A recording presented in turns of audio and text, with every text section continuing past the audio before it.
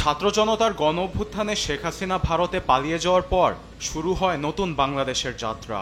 কার্যক্রম নিষিদ্ধ করা হয় তার দল আওয়ামী লীগের। এরপরই ধোঁয়াশা তৈরি হয় দলটি ত্রয়োদশ জাতীয় নির্বাচনে অংশ নিতে পারবে কিনা।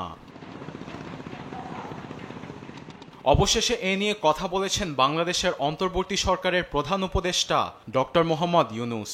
যুক্তরাষ্ট্রভিত্তিক অনলাইন মিডিয়া জিটিওকে দেয়া সাক্ষাৎকারে তিনি জানান, আওয়ামী লীগকে নিষিদ্ধ করা হয়নি, শুধুমাত্র তাদের কার্যক্রম স্থগিত করা হয়েছে, এমনকি তাদের রেজিস্ট্রেশনও স্থগিত করা হয়নি। নিউ ইয়র্কে জাতিসংঘ সাধারণ অধিবেশনের ফাঁকে ডক্টর ইউনূসের সাক্ষাৎকারটি নেন জিটিওর প্রধান মেহেদী হাসান। সাক্ষাৎকারে ডক্টর ইউনূস আরও বলেন, দল হিসেবে বৈধ হলেও কার্যক্রম স্থগিত হওয়ায় তারা কোনো রাজনৈতিক কর্মকাণ্ড করতে পারবে না, তবে যে কোনো সময় তাদের কার্যক্রম সচল করা যেতে পারে।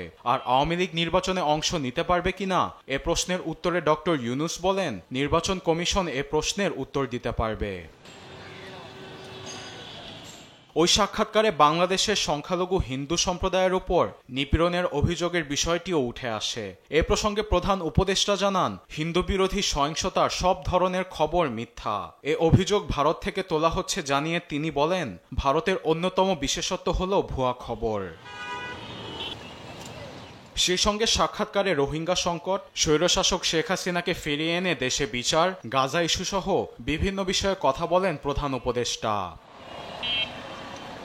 আরবেদ আফসার, নিউজ ডেস্ক, দেশ টিভি।